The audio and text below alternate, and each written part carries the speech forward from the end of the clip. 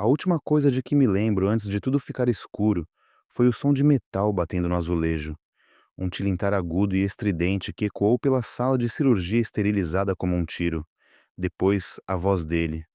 Mal um sussurro, mas perto o suficiente para cortar a névoa da anestesia que se arrastava pelas minhas veias. É você. Duas palavras. Foi tudo de que precisou para destruir tudo o que eu pensava saber sobre a minha vida. Eu estava deitado em uma mesa de cirurgia no Hospital Albert Einstein, em São Paulo, a poucos momentos de uma colecistectomia de rotina, o tipo de cirurgia sobre a qual as pessoas brincam em jantares. Ah, você vai ficar bem. Todo mundo tira vesícula biliar hoje em dia. Não é nada. Mas nada do que aconteceu a seguir foi rotina. A equipe cirúrgica havia me preparado. O anestesiologista havia iniciado sua contagem regressiva. Eu estava semiconsciente, naquele crepúsculo estranho em que você ainda ouve fragmentos do mundo ao redor, mas não consegue se mover, não consegue falar, não consegue fazer nada além de flutuar. E então alguém puxou meu avental hospitalar. Apenas uma verificação pré-cirúrgica padrão. Eles fazem isso todas as vezes. Procuram marcadores cirúrgicos, verificam o local da incisão, certificam-se de que tudo está exatamente onde deve estar. Mas desta vez o cirurgião parou. Dr. Ricardo Vance, um dos cirurgiões gerais mais respeitados do país, um homem com 32 anos de experiência e uma reputação que poderia preencher uma pequena biblioteca, ficou completamente imóvel. Senti a mão enluvada dele pousar sobre o meu quadril esquerdo, o local onde eu tinha uma marca de nascença por toda a vida, uma mancha escura e irregular do tamanho de uma moeda de R$ 2, com formato quase de um pássaro em voo. Asas bem abertas, congeladas no meio do movimento. Eu carrego essa marca desde o dia em que nasci. É apenas parte de mim, tão comum quanto as sardas nos meus braços ou a cicatriz no queixo de um tombo de bicicleta quando tinha 12 anos. Mas o Dr. Vance não via as coisas dessa maneira. A respiração dele mudou. Eu a ouvi mesmo através da névoa. Rápida, superficial. O tipo de respiração de alguém que acabou de testemunhar algo impossível. Não, ele disse. Não, não, não. O assistente ao lado dele perguntou se estava tudo bem. Ele não respondeu. Em vez disso, inclinou-se mais perto. Pude sentir o calor da respiração dele contra minha pele. E então, ele traçou o contorno da minha marca de nascença com um dedo trêmulo, como se quisesse ter certeza de que era real. Foi então que sussurrou aquelas duas palavras. É você. O bisturi caiu da outra mão dele, bateu no chão com aquele som metálico agudo. E então o caos, vozes se sobrepondo, alguém chamando o cirurgião reserva, o anestesiologista gritando sobre minha frequência cardíaca disparando, o Dr. Vance recuando da mesa como se eu fosse radioativo, e eu preso em algum lugar entre a consciência e o sono, tentando desesperadamente entender por que um cirurgião que nunca havia me visto antes estava me olhando como se tivesse acabado de ver um fantasma. Antes de continuar, você precisa entender uma coisa. Não sou uma pessoa dramática, não crio caos, não persigo teorias da conspiração, nem busco significados ocultos em eventos cotidianos. Sou um consultor de tecnologia de 38 anos, que cresceu em família adotiva, construiu uma vida estável através de pura determinação e se casou com uma mulher que eu pensava me amar. Sou o tipo de pessoa que lê as instruções antes de montar um móvel, que guarda os recibos, que acredita que, se você trabalhar duro e permanecer honesto, a vida eventualmente fará sentido. Mas nada do que aconteceu nas 6 semanas seguintes fez qualquer sentido. Não até eu encontrar os documentos, não até rastrear o dinheiro, não até estar em uma sala cheia de pessoas que passaram quase 4 décadas escondendo uma verdade tão massiva, tão devastadora, que fizeram tudo ao seu alcance para garantir que eu nunca a descobrisse. E quase conseguiram. Naquele dia na sala de cirurgia, aquilo não foi um acidente. Foi a primeira rachadura em um muro que havia sido construído em torno de toda a minha identidade, desde o momento em que dei meu primeiro suspiro. O Dr. Ricardo Vance não apenas reconheceu minha marca de nascença, ele me reconheceu. porque 38 anos atrás, nesta mesma cidade, em um hospital a menos de 7 quilômetros de onde eu estava deitado naquela mesa, um bebê nasceu com aquela exata marca. Um bebê que deveria estar morto. Um bebê pelo qual alguém havia pago uma grande soma de dinheiro para fazer desaparecer. Aquele bebê era eu. E como eu logo descobriria, o homem que ordenou esse desaparecimento, o homem que passou quase 4 décadas acreditando ter enterrado com sucesso seu segredo mais sombrio, estava parado a menos de 1 metro de mim, com as mãos tremendo, vendo seu mundo inteiro desmoronar. Meu nome é Marcus Cole. Pelo menos esse é o nome que me foi dado quando eu tinha 18 meses de idade, quando um casal de Moema chamado Daniel e Patricia Cole assinou os papéis para se tornar meus guardiões legais. Não adoção, tutela. Uma distinção importante que eu não entendi até muito mais tarde. Os Cole eram boas pessoas, gentis, firmes, práticos. Daniel trabalhava no departamento de transportes da prefeitura. Patrícia ensinava o terceiro ano em uma escola pública no Ipiranga. Moravam em uma casa modesta de 3 quartos com um pequeno quintal e um cachorro chamado Chester que viveu até os 17 anos. Me diziam que eu era especial, escolhido, que haviam esperado por mim. E quando eu finalmente cheguei, suas vidas estavam completas. Acreditei em cada palavra. Eles nunca esconderam o fato de que eu não era filho biológico deles. Desde que eu conseguia entender a linguagem, foram honestos sobre isso. Você cresceu na barriga de outra pessoa, Patrícia costumava dizer, mas você cresceu em nossos corações. O que não me contaram, o que acho que nunca souberam, era de onde eu realmente tinha vindo. Minhas primeiras memórias eram fragmentos, flashes de rostos que eu não conseguia identificar. O cheiro de algo clínico, quase médico. A voz de uma mulher cantando uma canção que eu nunca conseguia lembrar por completo. E sempre, sempre, uma sensação de ausência. Como se algo importante tivesse sido tirado de mim antes que eu tivesse idade suficiente para entender o que havia perdido. Mas eu reprimi esses sentimentos. Os enterrei, porque os Cole me amavam e eu os amava. E isso era suficiente. Tinha que ser. Daniel morreu quando eu tinha 16 anos. Infarto fulminante, enquanto removia a terra do quintal em um sábado de manhã. Eu o encontrei lá, a enxada ainda em sua mão, o sol caindo suavemente em seu rosto como se ele estivesse apenas descansando. Patrícia durou mais 3 anos. Câncer, do tipo que avança rápido e leva tudo. Aos 19 anos eu estava sozinho novamente, de volta ao ponto de partida, sem família, sem raízes, sem ninguém para me dizer de onde eu vim ou por que havia sido enviado embora. Os Cole me deixaram uma pequena herança, o suficiente para pagar 2 anos de faculdade comunitária e dar entrada em um apartamento apertado na Vila Madalena.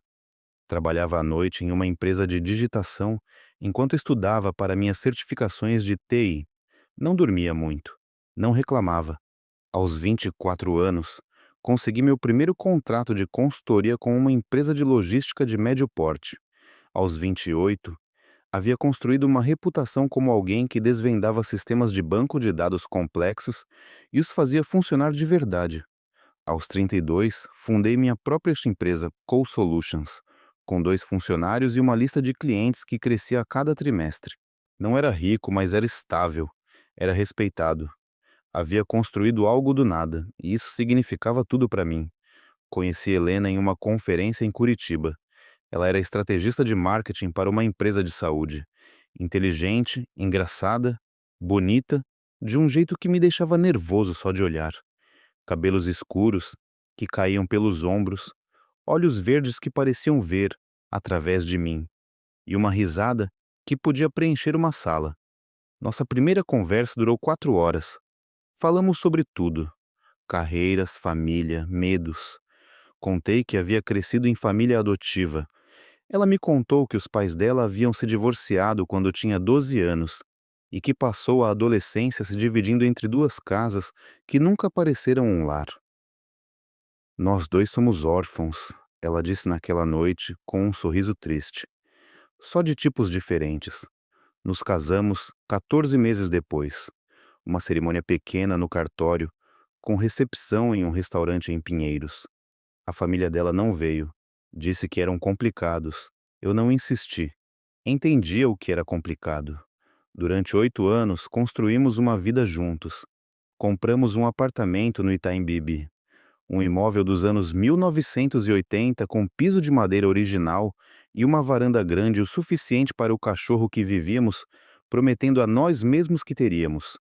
Helena subiu na hierarquia de sua empresa, tornando-se eventualmente vice-presidente de estratégia. Expandia a Call Solutions para 12 funcionários e 3 escritórios. Conversávamos sobre ter filhos algum dia, quando o momento fosse certo. O momento nunca apareceu certo, mas eu era feliz. Pelo menos pensava que era. Olhando para trás agora, consigo ver as anomalias, as pequenas coisas que não se encaixavam bem. A primeira aconteceu cerca de 2 anos depois do nosso casamento. Cheguei em casa mais cedo certa tarde. Uma reunião com um cliente havia sido cancelada e encontrei Helena no escritório de casa, com o notebook aberto cercada de papéis. Quando ouviu a porta da frente, moveu-se mais rápido do que eu jamais a tinha visto. O notebook foi fechado. Os papéis foram varridos para uma gaveta, o rosto recomposto em um sorriso quase convincente. Você voltou cedo, ela disse. Como foi sua reunião? Cancelada. Em que você estava trabalhando?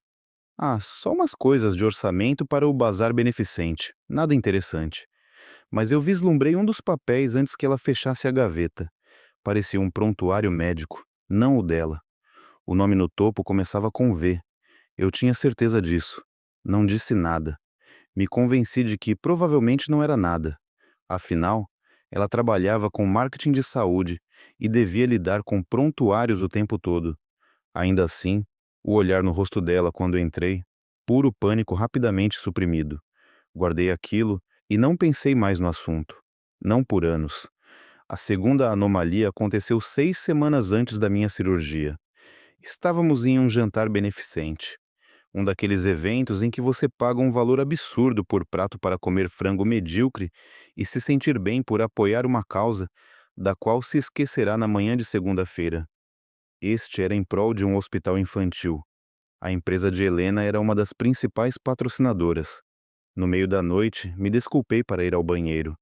O local era enorme, um daqueles salões históricos na Paulista, e me perdi nos corredores dos fundos. Foi então que vi Helena. Ela estava em um corredor mal iluminado perto da entrada de serviço, em conversa intensa, com um homem mais velho que eu nunca tinha visto. Cabelos prateados, terno caro, presença imponente. Devia estar no final dos 60, talvez início dos 70, mas se portava como alguém acostumado a estar no comando. Eles estavam discutindo. Eu percebia pela linguagem corporal. Os braços de Helena cruzados, os ombros tensos. O homem inclinado para a frente, falando baixo e rápido. Comecei a andar em direção a eles. O homem me viu primeiro. O rosto ficou imediatamente inexpressivo, completamente neutro, como uma máscara se encaixando.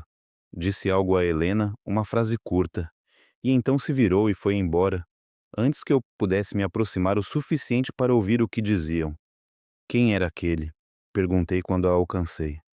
Ninguém, disse Helena, só um doador que queria falar sobre marketing. Parecia bem intenso para uma conversa de marketing. Ela riu rápido demais. Sabe como é a turma de dinheiro? Acha que entende de tudo. Não insisti. Deveria ter insistido, porque 3 meses depois, eu veria o rosto daquele homem novamente em uma fotografia que mudaria tudo. As crises de vesícula biliar começaram no final da primavera. Dores agudas e lancinantes no abdômen superior direito que surgiam do nada e me deixavam sem fôlego. Na primeira vez, pensei que estava tendo um infarto. Helena me levou à UPA, onde um médico residente disse que provavelmente era refluxo ácido e me mandou para casa com antiácidos. Mas as crises continuaram, piorando a cada episódio. Finalmente, depois de um que me deixou contorcendo no banheiro às 3 da manhã, voltei ao hospital. Desta vez, fizeram ultrassom. Cálculos biliares, múltiplos. A médica, uma jovem de olhos cansados e modos gentis, recomendou cirurgia. Procedimento laparoscópico padrão, disse ela. Você entra e sai em poucas horas. A recuperação é bastante rápida. A maioria das pessoas retoma as atividades normais em 1 ou 2 semanas. Ela me encaminhou para o Dr. Ricardo Vance. É um dos melhores do país, disse ela. Você tem sorte de ele ter uma vaga. Não me senti sortudo. Me senti nervoso. Nunca havia feito uma cirurgia. Nunca nem mesmo quebrado um osso. Mas Helena era tranquilizadora. As consultas pré-operatórias foram completas e profissionais. E o próprio Dr. Vance parecia calmo e confiante. O tipo de cirurgião que se vê em séries médicas com voz grave e aperto de mão firme. Nos encontramos 2 vezes antes da cirurgia. Ambas as vezes ele foi perfeitamente agradável, sem nada de notável. Afinal, eu estava completamente vestido, sentado em seu consultório, falando sobre meu histórico médico. Ele nunca viu a marca de nascença. Na manhã da cirurgia, Helena me levou ao hospital. Parecia distraída. Ficava verificando o celular, mal falou durante a viagem. Você está bem? Perguntei. Só coisas do trabalho. Não se preocupe comigo. Este é o seu dia. É só uma cirurgia, eu disse. Não é exatamente uma celebração. Ela sorriu, mas o sorriso não chegou aos olhos. Eu sei, é que vou ficar tão aliviada quando tudo acabar. Havia algo no jeito como ela disse isso, como se soubesse algo que eu não sabia. Afastei o pensamento. Eu estava prestes a ser anestesiado. A última coisa de que precisava era começar o procedimento paranoico. Eles me prepararam em uma sala fria que cheirava a antisséptico e ansiedade. Uma enfermeira me pediu para confirmar nome, data de nascimento e o procedimento. Respondi no automático, tentando acalmar os nervos. A anestesiologista era uma mulher bem disposta chamada doutora Kim, que me disse que eu sentiria um pequeno beliscão e então começaria a ficar com sono. Conte de 10 para trás, ela disse. A maioria das pessoas não passa do 7. Cheguei ao 8. Foi então que ouvi a comoção. O Dr. Vance havia entrado na sala. Eu não conseguia vê-lo. Estava deitado de costas, olhando para o teto. Mas ouvi alguém dizer: o Dr. Vance está pronto. Depois passos. Depois o som do meu avental sendo ajustado. Senti mãos enluvadas no abdômen, logo abaixo das costelas. E então, essas mãos se moveram mais para baixo, atravessando meu estômago até o quadril esquerdo. A marca de nascença. A sala ficou em silêncio. Eu estava desfalecendo, a anestesia me puxando para baixo. Mas lutei contra isso. Algo estava errado. Eu podia sentir no ar, na quietude repentina, na forma como ninguém estava falando. E então a voz dele: parem o procedimento, pare. Pare tudo agora mesmo. Doutor, Vance, nós já... Não me importa. Não vamos fazer isso. Outro médico precisa cuidar deste caso. Mãos estavam de repente por toda parte. Vozes se sobrepondo. Alguém ajustou o meu soro. Outra pessoa gritava por outro cirurgião. E através de tudo isso, ouvi o Dr. Vance. Sua voz rachada, repetindo as mesmas palavras várias e várias vezes. É ele. Meu Deus, é realmente ele. Depois de todos esses anos, é ele. Acordei 4 horas depois em uma sala de recuperação. Minha vesícula biliar havia sido removida. O Dr. Patterson, cirurgião substituto, completara o procedimento sem incidentes, mas não era nisso que eu pensava ao abrir os olhos.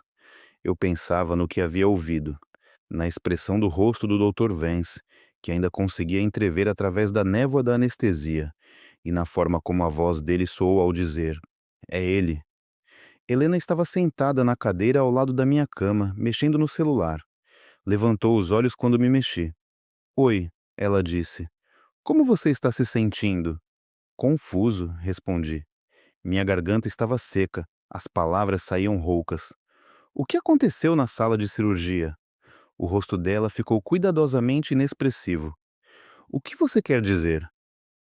Antes de apagar, algo aconteceu. O cirurgião, o Dr. Vance, ele parou o procedimento. Ah, isso. Ela fez um gesto de desdém. Aparentemente, ele teve um conflito de agenda. Tiveram que chamar outra pessoa. Não tem nada com que se preocupar. Não foi o que eu ouvi. Marcos, você estava sob anestesia. As pessoas ouvem todo tipo de coisa estranha quando estão semiconscientes. Ela estava mentindo. Eu sabia disso da mesma forma que sabia meu próprio nome. Havia algo na voz dela. A forma como não conseguia me encarar. O mesmo olhar que ela tivera no escritório em casa, naquele dia, e no corredor do jantar beneficente. Mas eu estava exausto e dopado, e o abdômen parecia ter sido usado como saco de pancada. Então fechei os olhos e deixei por isso mesmo, por enquanto. Recebi alta do hospital na tarde seguinte. Helena me levou para casa, me acomodou no sofá com travesseiros, cobertores e o controle remoto ao alcance da mão. Fez sopa, trouxe água, cuidou dos curativos, mas também manteve o celular no bolso o tempo todo e 2 vezes saiu para atender ligações que disse serem de trabalho. Não a confrontei. Ainda não. Em vez disso, esperei. Observei. Comecei a prestar atenção nos detalhes que vinha ignorando por anos. 3 dias após a cirurgia, fiz meu primeiro movimento. Helena havia saído para o trabalho e eu estava sozinho em casa, ainda me movendo devagar, mas me sentindo melhor do que esperava. Abri o notebook e digitei o nome do Dr. Ricardo Vance em um mecanismo de busca. Os resultados traziam artigos extensos sobre suas conquistas cirúrgicas, entrevistas em periódicos médicos, um perfil em uma revista de saúde de alguns anos atrás, que o chamava de um dos cirurgiões mais inovadores do país. Descobri que ele tinha 67 anos, praticava medicina no Albert Einstein há mais de 3 décadas e era casado com uma mulher chamada Margaret Vance, ou melhor, Margaret Harrington, oriunda de uma das famílias mais antigas e ricas de São Paulo. Esse último detalhe me chamou a atenção. Procurei por Margaret Vance. Encontrei fotos de eventos beneficentes, páginas sociais, boletins de ex-alunos de um colégio interno exclusivo em Gramado. Era uma mulher impressionante, de cabelos prateados e elegante, com o tipo de estrutura óssea que o envelhecimento não consegue diminuir. E então, encontrei a fotografia. Era de um jantar de gala filantrópico de cerca de 15 anos atrás, enterrada nos arquivos de uma revista de estilo de vida já extinta. Margaret Vance estava em primeiro plano, sorrindo brilhantemente, usando joias que provavelmente custavam mais do que meu apartamento. Mas atrás dela, ligeiramente fora de foco, estavam 2 pessoas conversando. Uma era Helena, o outro era o homem de cabelos prateados do corredor. A legenda o identificava como Carlos Harrington, irmão de Margaret Vance. Minha esposa conhecia essas pessoas havia pelo menos 15 anos e nunca havia dito uma palavra. Foi então que percebi o padrão. A família complicada de Helena, sua relutância em falar sobre o passado, a forma como havia orientado sua carreira, sempre em direção à área da saúde, sempre em direção a projetos beneficentes que se cruzavam com os círculos da elite paulistana. E agora isso, um cirurgião que havia paralisado minha operação porque reconheceu uma marca de nascença que não deveria ter sido capaz de reconhecer. Sentei no sofá com o notebook quente nas pernas e a mente a mil. O que havia descoberto me deu um nó no estômago, porque eu estava começando a entender que minha vida não era o que eu pensava que fosse, que as pessoas em quem eu confiava não eram quem diziam ser, e que as respostas de que eu precisava estavam guardadas em algum lugar em registros, em memórias, em segredos que alguém havia pago muito dinheiro para manter enterrados. Eu precisava de provas. Tomei uma decisão. Ia encontrá-las. A família Harrington possuía parte significativa de imóveis em São Paulo por gerações, edifícios comerciais, condomínios, terrenos. Mas o que me chamou a atenção foi uma série de transações de meados dos anos 1980. Entre 1985 e 1987, um fundo familiar chamado Harrington Foundation havia adquirido diversas propriedades na Zona Leste, então considerada economicamente desfavorecida, mas com potencial para desenvolvimento futuro. Uma dessas propriedades era um edifício na Rua da Consolação, 2847. De acordo com os registros, funcionara ali uma clínica médica, o Centro de Saúde Feminina Consolação. Algo frio se instalou no meu peito. Eu não queria acreditar, mas as datas eram específicas demais. Meados dos anos 1980, a mesma época em que eu teria nascido. Fotografei cada página desses documentos com o celular. Naquela tarde, dirigi até a Rua da Consolação. O edifício ainda estava de pé, mas mal. Uma estrutura de 3 andares com janelas vedadas e uma placa de "Vende-se", que parecia estar ali há anos. O bairro ao redor era uma mistura de terrenos vazios e novas construções. A especulação imobiliária se espalhando quadra por quadra. Estacionei do outro lado da rua e encarei o edifício. Eu podia sentir. Foi aqui que tudo começou. Qualquer que fosse o segredo que me conectava à família Harrington, ao Dr. Vance, a marca de nascença no meu quadril, ele começou aqui quase 4 décadas atrás. Mas eu precisava de mais do que um pressentimento. Precisava de provas.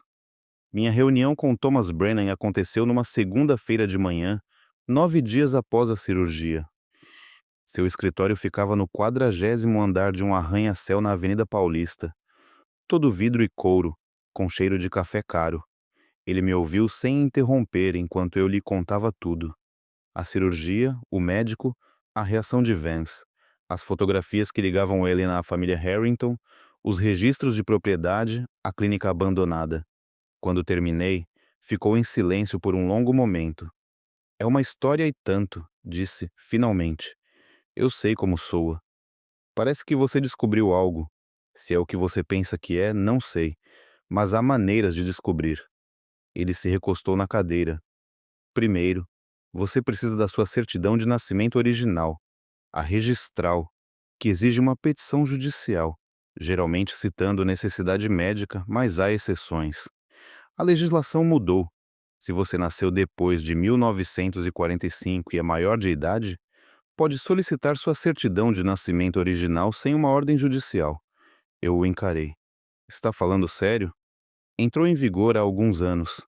O acúmulo de pedidos para processamento é significativo, mas se você preencher a papelada, deve recebê-la em alguns meses." Alguns meses. Parecia uma eternidade. "Existe uma maneira mais rápida?" Thomas me estudou. "Talvez. Depende se você está disposto a sair dos canais oficiais." "O que você quer dizer?" "Conheço uma mulher. Trabalhou para o Estado no setor de registros. Está aposentada agora, mas ainda tem contatos. Se houver uma forma de agilizar seu pedido, ou se houver outros registros que você precise acessar, ela pode ajudar." "Quem é ela?" "O nome dela é Gloria Whitfield. Não é barata e não tolera tolos, mas é a melhor." Ele escreveu um número de telefone em um post-it e o empurrou pela mesa. "Ligue para ela e Marcos, tome cuidado. Se o que você está descrevendo é real, há pessoas poderosas envolvidas, pessoas que passaram décadas protegendo esse segredo. Elas não vão gostar que você o desenterre." Peguei o número. "Fui cuidadoso a vida toda", eu disse. "É hora de começar a fazer perguntas." Gloria Whitfield morava em uma casa de sobrado em Moema, não muito longe do Parque Ibirapuera. Tinha 73 anos. Era perspicaz e me olhava como se pudesse ler cada pensamento que eu já tivera. "Thomas ligou antes", disse ela enquanto me conduzia a uma sala de estar forrada de estantes de livros. "Disse que você tinha perguntas sobre suas origens." "Estou tentando descobrir quem sou de verdade", eu disse. Ela se sentou em uma poltrona à minha frente e cruzou as mãos no colo. "Todo mundo pensa que quer saber de onde veio", disse ela. "A maioria não está preparada para o que encontra. Os registros não mentem, Sr. Cole, mas também não se importam com seus sentimentos. Você entende isso?" Ela me estudou por um longo momento e então disse: "Conte-me o que você sabe. Tudo. Não omita nada." Então eu contei. A cirurgia, o Dr. Vance, a marca de nascença, as conexões de Helena, os registros de propriedade, a clínica abandonada. Quando terminei, ela ficou em silêncio. Então se levantou e caminhou até uma das estantes, passando o dedo pelas lombadas até encontrar o que procurava. Uma pasta grossa recheada de papéis. "Eu me lembro do Centro de Saúde Feminina Consolação", disse ela. "Eu trabalhava em registros quando ele fechou, em 1988. Houve um escândalo, não público. A família tinha dinheiro e influência suficientes para mantê-lo fora dos jornais, mas dentro do setor todos sabíamos." "Sabiam o quê?" Ela se sentou novamente com a pasta no colo. "A clínica era especializada em gestações de alto risco. Famílias ricas da Zona Sul enviavam suas filhas para lá, quando se metiam em problemas. Mães solteiras, principalmente o tipo de gravidez que precisava desaparecer. Minha garganta estava seca. O que acontecia com os bebês? A maioria era encaminhada para a adoção por canais legítimos, bons lares, documentação correta, mas alguns eram tratados de forma diferente. Como? Extraoficialmente. Arranjos privados, grandes somas de dinheiro trocando de mãos. E, ocasionalmente, ela encontrou meus olhos. Certidões de nascimento registrando o bebê como falecido quando eles estavam muito vivos. A sala pareceu girar. Você acha que foi isso que aconteceu comigo? Acho que é possível. A clínica era propriedade da Harrington Foundation. Margaret Vance é uma Harrington. O irmão dela, Carlos, estava fortemente envolvido nos negócios da família durante os anos 1980. E o Dr. Vance, Ricardo Vance, começou sua carreira naquela clínica. Era um jovem residente na época, recém-saído da faculdade de medicina, brilhante por todos os relatos. Os Harrington reconheceram seu potencial e patrocinaram seu avanço. Pagaram pelo seu treinamento, o apresentaram às pessoas certas, o ajudaram a construir sua carreira. Em troca de quê? Glória abriu a pasta. Dentro havia fotocópias de documentos, certidões de nascimento, certidões de óbito, prontuários, extratos financeiros. É em troca do silêncio dele, disse ela, e da cooperação. Ela me entregou um dos documentos, uma certidão de nascimento datada de 14 de setembro de 1986. Bebê do sexo masculino Vance. Pai, Ricardo Vance. Mãe, Margaret Harrington. Status, natimorto. Eu encarei o papel. Ricardo Vance é meu pai. De acordo com isso, Ricardo e Margaret tiveram um filho em 1986. O bebê foi supostamente natimorto, mas não há certidão de óbito arquivada, nenhum laudo de necropsia, nenhum registro de sepultamento, porque o bebê não morreu. É nisso que acredito. Olhei para ela. Onde você conseguiu esses documentos? Passei os últimos 40 anos coletando-os. Registros que não batiam, inconsistências, pontas soltas. Os Harrington não eram a única família poderosa usando aquela clínica. Havia outros. E ao longo dos anos, algumas das pessoas envolvidas começaram a falar. Enfermeiras que se sentiam culpadas, administradores que guardaram cópias, um médico que teve uma crise de consciência antes de morrer. Ela fechou a pasta. Esperava muito tempo para que alguém viesse procurar a verdade, disse. Só não esperava que fosse você. Precisava de mais. O que Glória havia me mostrado era explosivo, mas incompleto. Fotocópias de documentos antigos, informações de segunda mão. O suficiente para sugerir uma história, mas não para prová-la. Se eu quisesse respostas de verdade, precisava de mais. Naquela noite, fiquei sentado no meu carro em frente à minha própria casa, observando as luzes nas janelas. Helena estava lá dentro. Minha esposa, a mulher com quem eu havia dividido a cama por 8 anos, a mulher que aparentemente conhecia de família Harrington havia pelo menos 15 anos, provavelmente mais, e nunca dissera uma palavra. Eu não queria acreditar, mas não tinha escolha. Na manhã seguinte, algo estava diferente. Helena estava de pé antes de mim, o que não era incomum, mas quando desci, ela estava sentada à mesa da cozinha com o telefone na mão e uma expressão estranha no rosto. Bom dia, eu disse. Ela levantou os olhos, forçou um sorriso.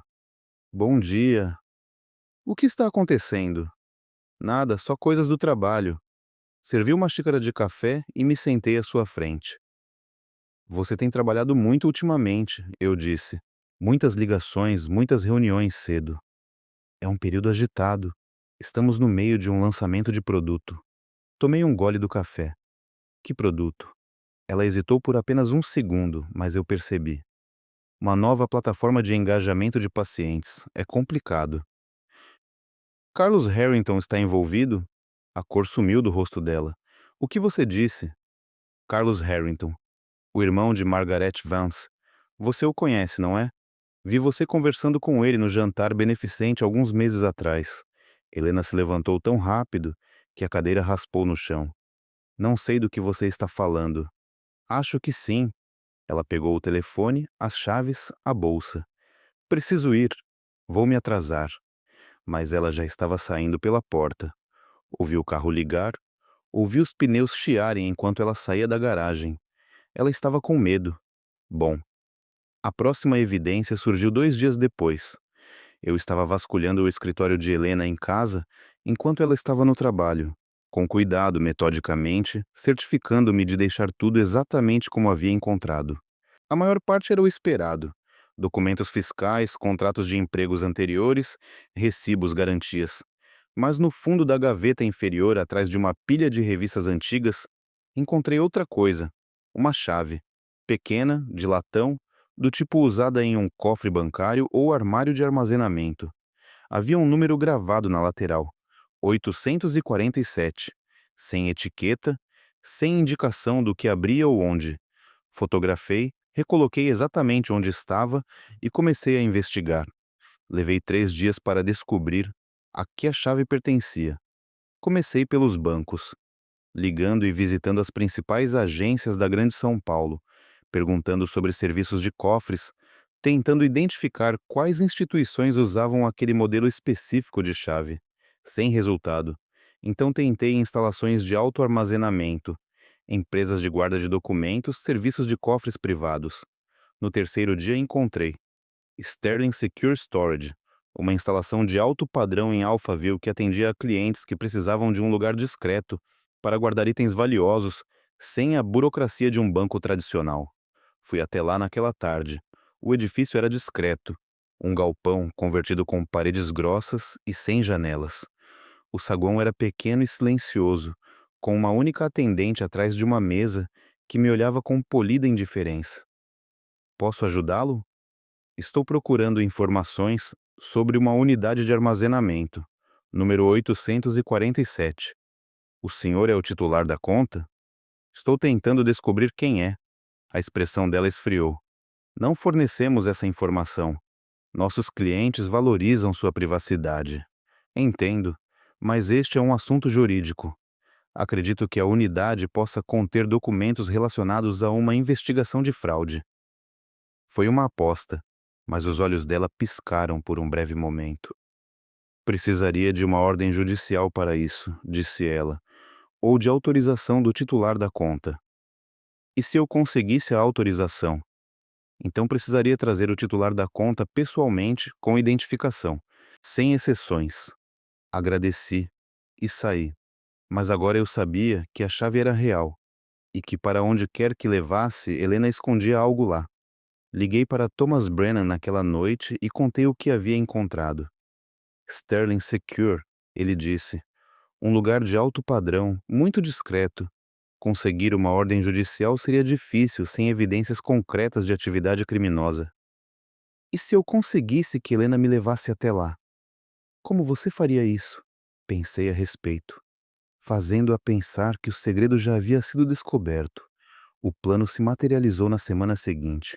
Comecei a dar indiretas, fazendo perguntas sobre os Harrington em conversas casuais, mencionando que estava pesquisando o meu passado, deixando documentos em lugares onde Helena os encontraria, impressões dos registros de propriedade, fotocópias da certidão de nascimento que Glória havia me mostrado. Cada vez ela reagia, às vezes de forma sutil, uma inspiração brusca, um olhar rápido, às vezes de forma mais óbvia, saindo da sala, fazendo ligações urgentes, chegando em casa tarde com desculpas que não faziam muito sentido. Ela estava com medo, e pessoas com medo cometem erros. O erro aconteceu numa quinta-feira à noite. Helena havia passado o dia fora. Chegou em casa parecendo exausta, olheiras, o brilho habitual desgastado. Preciso te contar uma coisa, ela disse. Levantei os olhos do livro que eu estava fingindo ler. O que é? Ela se sentou no sofá à minha frente, respirou fundo. Eu sei que você tem investigado. Sei que encontrou coisas que não fazem sentido. Você está certa, não fazem. Quero explicar. Mas primeiro, preciso que você entenda. Tudo o que fiz, fiz para te proteger. Me proteger do quê? Ela ficou em silêncio por um longo momento. Então pegou a bolsa e tirou uma pasta.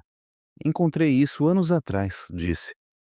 Antes de nos conhecermos, eu trabalhava para uma consultoria de saúde e fomos contratados para fazer uma auditoria das atividades beneficentes da Harrington Foundation. Foi quando descobri o que eles haviam feito. Ela me entregou a pasta. Dentro estavam prontuários médicos, certidões de nascimento, documentos financeiros, muitos deles correspondendo ao que Glória havia me mostrado, mas alguns novos. A clínica, Helena disse, o Centro de Saúde Feminina Consolação, não era apenas uma instalação médica. Era um centro de processamento para bebês que famílias poderosas queriam fazer desaparecer. Eu sei, eu disse. Vi os registros. Então você sabe que um daqueles bebês era você. Sim. Ela me olhou, os olhos se enchendo de lágrimas. Eu não sabia quando te conheci, juro. Era só uma jovem consultora que havia tropeçado em algo terrível. Queria expô-los, mas estava com medo. Os Harrington são poderosos. Eles destroem pessoas que os ameaçam. Então o que você fez? Fugi, mudei de emprego, tentei esquecer. E então, anos depois, te conheci naquela conferência em Curitiba. Ela riu amargamente. Pensei que era destino. Não tinha ideia de que você estava conectado a nada disso. Não até... Até o quê? Até Carlos Harrington me abordar na gala. Ele me reconheceu da auditoria anos atrás e me disse quem você realmente era. Então ouvi a frase que mudou tudo. Marcos, Helena disse, a voz falhando. Ricardo Vance não é apenas seu pai biológico. Você é o único herdeiro da fortuna Harrington. Os irmãos de Margaret nunca tiveram filhos. Quando ela e Ricardo se casaram, ela transferiu tudo, toda a propriedade, para um fundo fiduciário para o filho deles. O filho que deveria estar morto. Sim, eles disseram ao mundo que você morreu, para que pudessem ficar com o dinheiro. Mas os documentos do fundo são específicos. Se a criança fosse encontrada viva, tudo seria transferido para ela automaticamente. As propriedades, os investimentos, a fundação, tudo. De quanto estamos falando? Ela encontrou meus olhos. Na última contagem, o fundo fiduciário da família Harrington valia aproximadamente 420 milhões de reais. Mantive a calma. Não foi fácil. 420 milhões de reais. Era o que eu valia.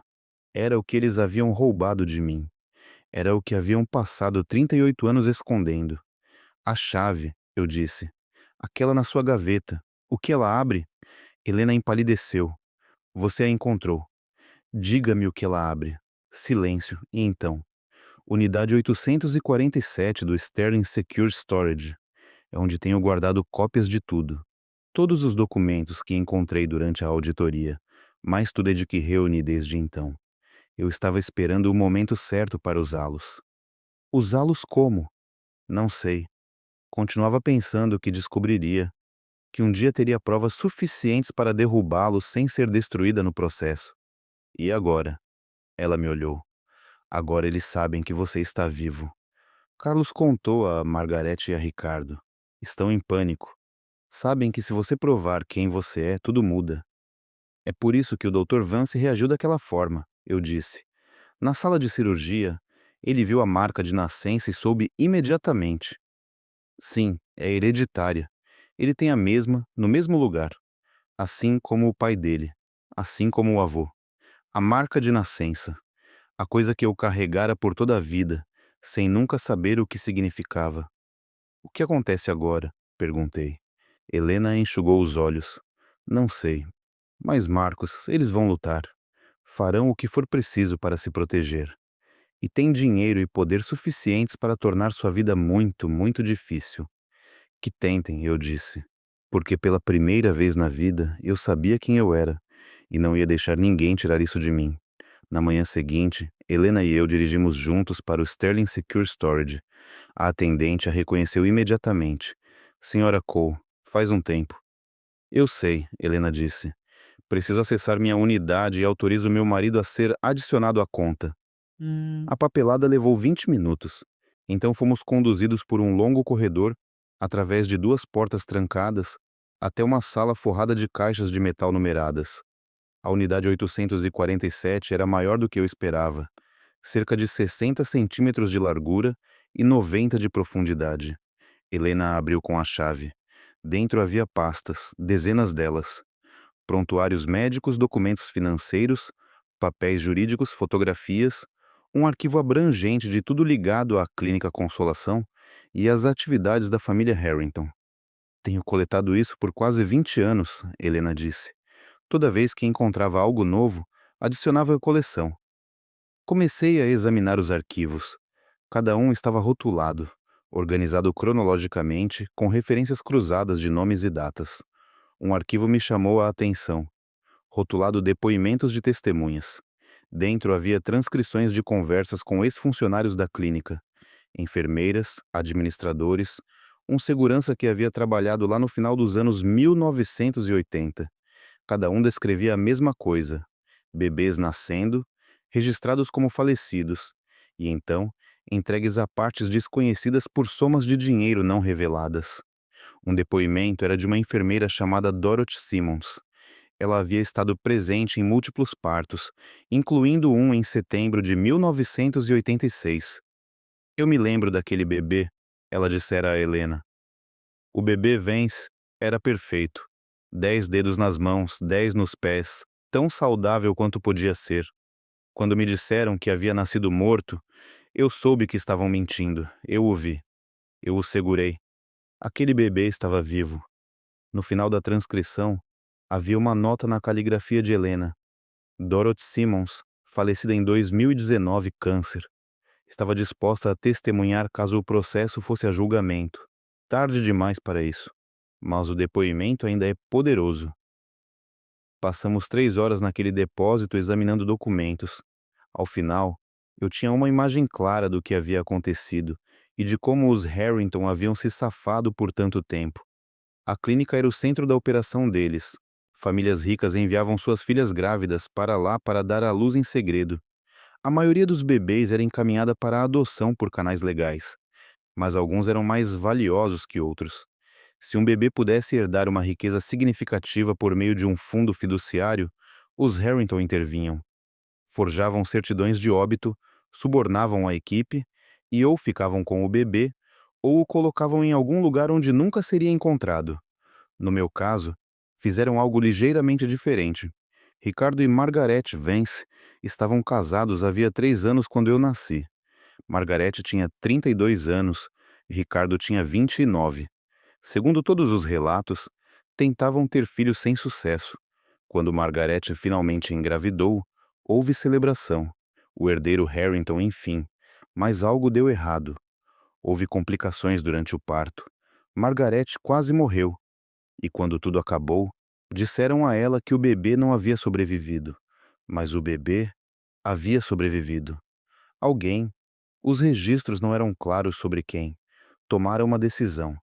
O bebê seria declarado morto, removido do hospital e colocado com uma família adotiva, longe o suficiente para nunca ser conectado aos seus pais biológicos. Por quê? Perguntei a Helena. Por que alguém faria isso? Tenho feito essa pergunta por 20 anos, ela disse. A única resposta que consigo encontrar é dinheiro.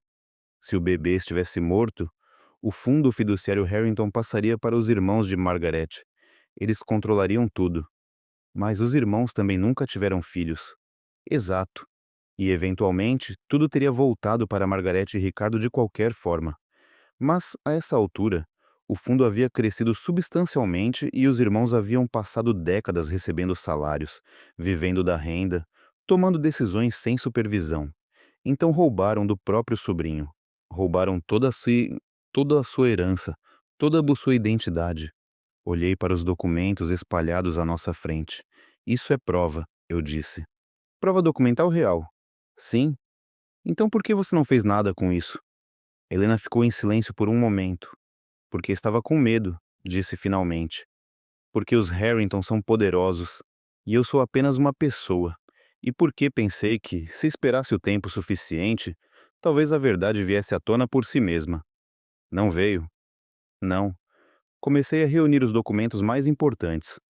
Vou precisar de cópias de tudo. Múltiplas cópias, armazenadas em múltiplos locais.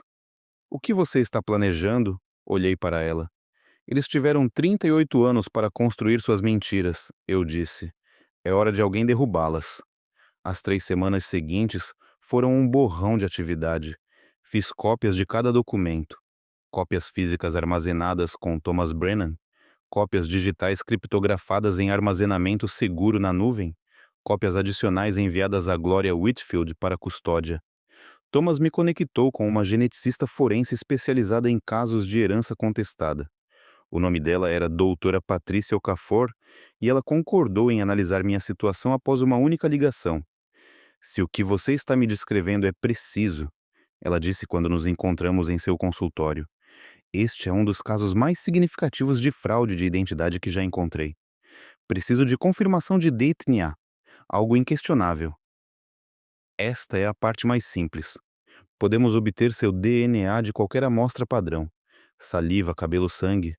O desafio é obter uma amostra comparativa do Dr. Vance sem a cooperação dele. Como fazemos isso? Ela sorriu levemente. Existem maneiras, todas legais. Apenas levam tempo e criatividade. A oportunidade surgiu mais cedo do que o esperado. 2 semanas após meu encontro com a doutora Okafor, o Dr. Ricardo Vance deu uma palestra em um congresso médico no centro de São Paulo. Compareci, sentado na última fila, observando o homem que aparentemente era meu pai biológico falar sobre avanços em cirurgia minimamente invasiva. Ele parecia mais velho do que na sala de cirurgia, cansado, como se não estivesse dormindo bem. Bom, após a palestra houve uma recepção. Café, doces, confraternização. Posicionei-me perto da mesa de comes e bebes e esperei. O Dr. Vance se aproximou, rodeado por admiradores, serviu-se de uma xícara de café. Tomou um gole, trocou algumas palavras e então seguiu em frente, deixando a xícara em uma mesinha perto da janela. Esperei até que ninguém estivesse olhando. Então calcei uma luva de látex, peguei a xícara pela borda e a coloquei em um saco plástico. Os resultados do DNA chegaram 2 semanas depois. A doutora Okafor me ligou pessoalmente. É uma correspondência, disse ela. 99,9% de probabilidade. Ricardo Vance é seu pai biológico. Fechei os olhos, eu sabia que era verdade. Havia acreditado nisso desde o momento em que vi aqueles documentos. Mas ouvir a confirmação, ter a prova científica de que tudo o que eu suspeitara era real, me atingiu mais forte do que eu esperava. O que vem a seguir? Perguntei. Isso depende do que você quer fazer. Você tem base para uma ação civil para reivindicar sua herança. Potencialmente, você tem base para acusações criminais contra diversas partes. Mas ambos os caminhos são longos, caros e incertos. E quanto a confrontá-los diretamente? Arriscado. Eles poderiam contratar advogados imediatamente e tornar tudo muito mais difícil. Ou poderiam entrar em pânico e cometer erros. Isso também é possível. Mas você precisaria ser muito cuidadoso na abordagem. Serei cuidadoso, eu disse. O confronto aconteceu no pior momento possível. Ou talvez no melhor. Margaret Vance estava organizando um baile beneficente na sede da Fundação Harrington, uma mansão convertida nos jardins que pertencia à família havia gerações. Toda a alta sociedade paulistana estaria lá, inclusive eu. Recebi o convite por meio de Helena. Ela ainda estava conectada aos Harrington pelo trabalho na área da saúde, ainda sendo convidada para os eventos deles, apesar de tudo. Você tem certeza disso? Ela perguntou quando lhe contei meu plano. Tenho. Eles estarão cercados por seguranças, por testemunhas. Se você fizer um escândalo, não vou fazer um escândalo. Vou ter uma conversa, muito pública e muito calma. Ela não pareceu convencida, mas me deu o convite assim mesmo. Na noite do baile, vesti meu melhor terno, um cinza carvão comprado para um jantar com clientes 2 anos antes, e dirigi até os jardins. A mansão Harrington estava iluminada como uma vitrine de Natal. Carros de luxo se enfileiravam na entrada. Convidados bem vestidos cruzavam a porta principal, recebidos por funcionários uniformizados. Estacionei na quadra seguinte e fui a pé. Meu convite foi verificado na porta. Fui liberado sem um segundo olhar. Lá dentro, a festa era exatamente o que se esperaria da velha fortuna paulistana. Champanhe, canapés, Um quarteto de cordas tocando discretamente no canto, luminárias de cristal, obras de arte originais, móveis que provavelmente custavam mais do que meu salário anual. Avistei Margaret Vance quase imediatamente.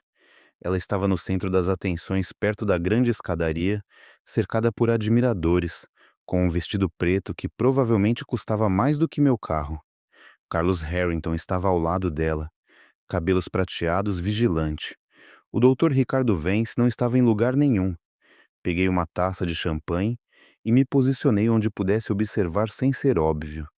Durante a hora seguinte, observei, escutei, anotei mentalmente quem falava com quem se submetia a quem parecia nervoso e quem parecia relaxado. E então fiz minha jogada.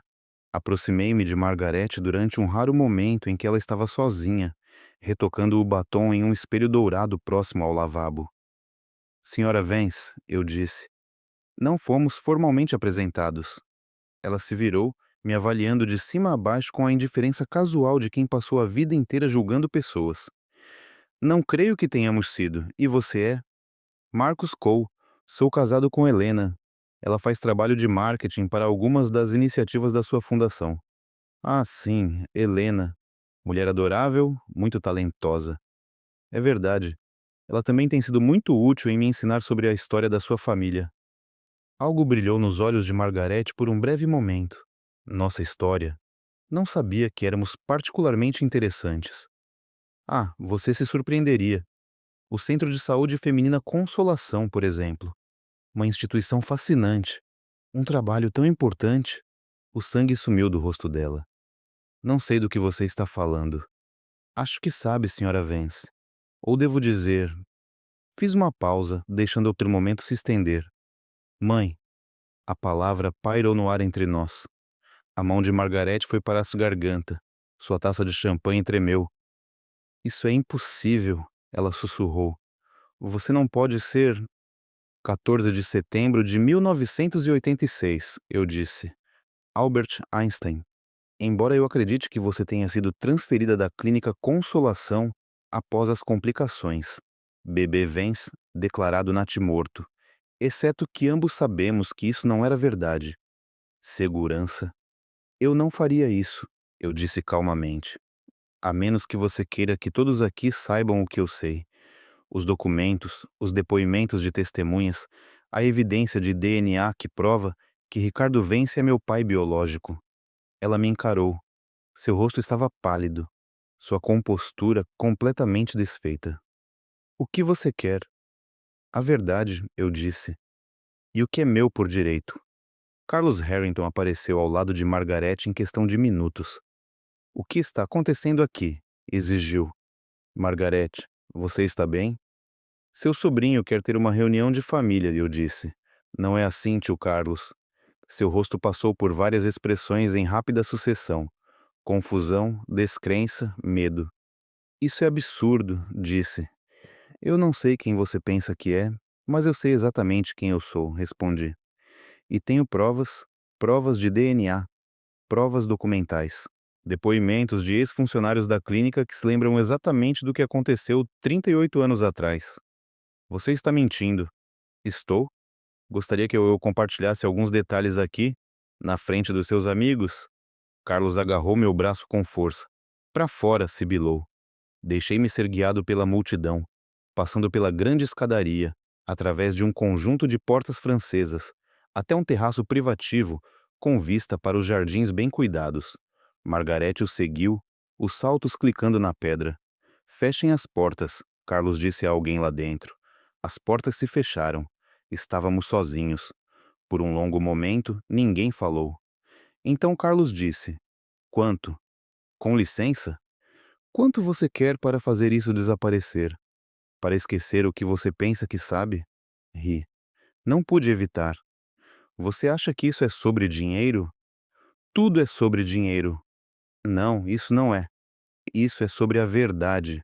Isso é sobre o fato de que vocês roubaram minha identidade, minha herança, minha vida inteira. E lucram com isso há quase 4 décadas. Nós não roubamos nada, Margarete disse. A voz estava mais firme agora, mais controlada. Tomamos uma decisão difícil que era o melhor para todos os envolvidos. O melhor para todos? Vocês declararam que eu estava morto. Me entregaram a estranhos, me apagaram. Demos a você uma vida, disse ela. Uma vida normal, longe de tudo isso. Ela gesticulou para sua mansão. Você tem alguma ideia de como é crescer com esse tipo de riqueza? As expectativas, a pressão, o escrutínio constante. Cresci no sistema de acolhimento, não tinha nada, nenhuma família, nenhuma raiz, nenhuma ideia de quem era.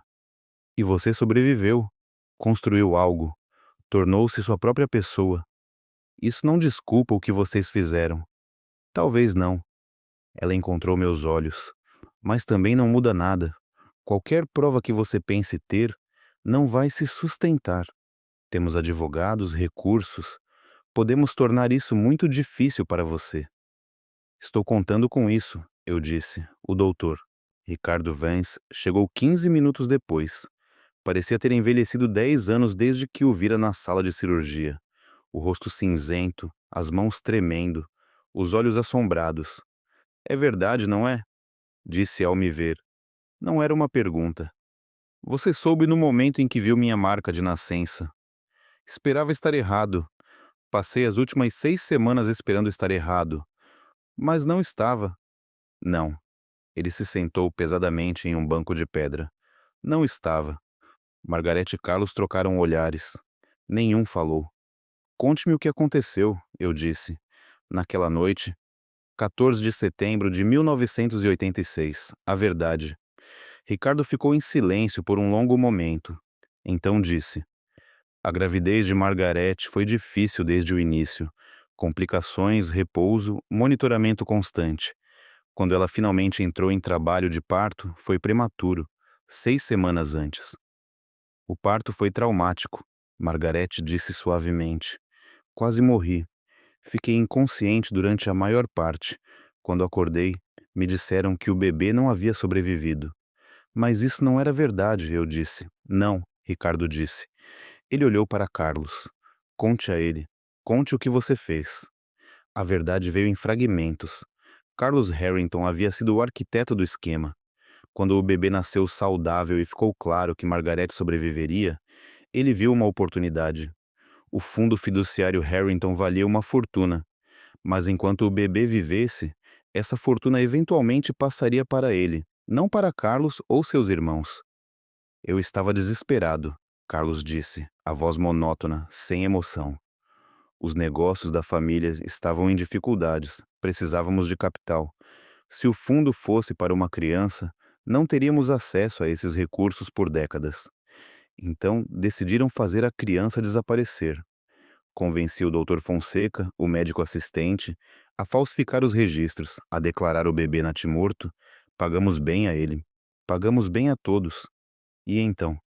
Colocamos o bebê com uma família de acolhimento em São Paulo, longe o suficiente para que ninguém jamais o conectasse a nós. O plano era que ele fosse adotado, que crescesse sem nunca saber quem realmente era. Mas algo deu errado. A adoção não se concretizou. A família de acolhimento, os Cole, queria ficar com ele, mas nunca o adotaram formalmente. E a essa altura, era tarde demais para fazer qualquer coisa sem levantar suspeitas. Pensei em Daniel e Patrícia Cole, as pessoas que me criaram, me amaram, me deram tudo o que tinham. Eles sabiam? Perguntei. Os Cole. Sabiam de onde eu vim? Não, Carlos disse. Foram informados de que os pais eram jovens, solteiros, incapazes de cuidar de uma criança. Só isso. E vocês simplesmente se esqueceram de mim por 38 anos. Monitoramos à distância, Carlos disse. Garantimos que você estava vivo, estável. Quando os Cole morreram, consideramos intervir, mas a essa altura você já era adulto, autossuficiente. Não havia razão para causar problemas. Até eu aparecer em uma mesa de cirurgia na frente de Ricardo. Sim, até então. Olhei para Ricardo Vance, meu pai. Você sabia, eu disse. Desde o início você sabia o que Carlos havia feito. Não no início, ele disse. Margarete estava inconsciente. Carlos cuidou de tudo. Quando descobri a verdade, era tarde demais. Os registros haviam sido falsificados. O bebê havia sumido. E você simplesmente aceitou isso? O que eu deveria fazer? Ir à polícia? Destruir minha carreira, meu casamento? Tudo o que eu havia construído? Era um jovem residente sem poder, sem influência. Os Harrington me controlavam. Então você permaneceu em silêncio. Tentei esquecer. Por 38 anos tentei esquecer. Ele me olhou com os olhos cheios de lágrimas. Mas nunca consegui. Via aquela marca de nascença nos meus sonhos. Via o rosto de um bebê que segurei uma única vez por alguns segundos antes que Carlos o levasse. Você me segurou? Sim, logo depois que você nasceu. Era tão pequeno, tão perfeito. A voz falhou. E então você se foi. A conversa durou mais uma hora. Ao final, eu tinha respostas para a maioria das minhas perguntas. O fundo Harrington ainda estava intacto, valendo ainda mais do que Helena havia estimado, perto de 500 milhões, com propriedades em 3 estados. Carlos e seus irmãos vinham retirando renda do fundo por décadas, vivendo confortavelmente enquanto o capital crescia. Margarete e Ricardo também haviam se beneficiado. Seu estilo de vida, suas carreiras, sua posição social, tudo construído sobre uma mentira. E agora essa mentira estava desmoronando. O que você quer? Carlos perguntou novamente. Diga seu preço. Quero o que é meu, o fundo, a herança, tudo. Isso é impossível. As batalhas judiciais por si só levariam anos. Então levarei anos. Vou lutar contra vocês. Temos recursos que vocês não imaginam. E tenho provas que vocês não podem destruir. Peguei o celular e o levantei. Esta conversa foi gravada, cada palavra. Some isso aos resultados de DNA, aos documentos, aos depoimentos de testemunhas. E seus recursos não significarão muito. O rosto de Carlos empalideceu. Você não pode usar isso. Gravar sem consentimento é ilegal. Na verdade, a legislação brasileira permite a gravação por uma das partes quando ela mesma integra a conversa. Eu estou presente, eu consinto. É tudo o que é exigido. O silêncio se estendeu.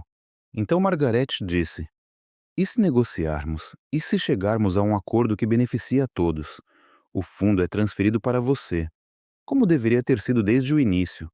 Mas nós retemos uma renda razoável, suficiente para manter nosso estilo de vida atual. E tudo isso acontece de forma discreta, em particular sem escândalo. Pensei. Parte de mim queria que eles sofressem. Queria que o mundo soubesse. Queria ver suas vidas cuidadosamente construídas desmoronarem ao redor deles.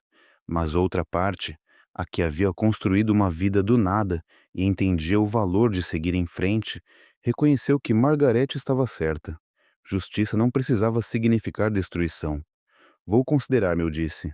Mas quero tudo documentado, cada transação, cada transferência, cada detalhe jurídico, e quero que seja feito corretamente com supervisão independente. Concordado. E mais uma coisa. Olhei para Ricardo. Quero respostas, respostas reais sobre quem eu sou, de onde venho. Tudo o que me foi escondido. Chega de mentiras. Ricardo assentiu lentamente. Você merece isso, disse. Sempre mereceu. Os dias que se seguiram foram enganosamente tranquilos. Eu havia apresentado meus termos. Os Harrington haviam concordado em negociar, mas não era ingênuo o suficiente para achar que simplesmente se renderiam. Eles tiveram 38 anos para proteger seu segredo. Não iam desistir tão facilmente.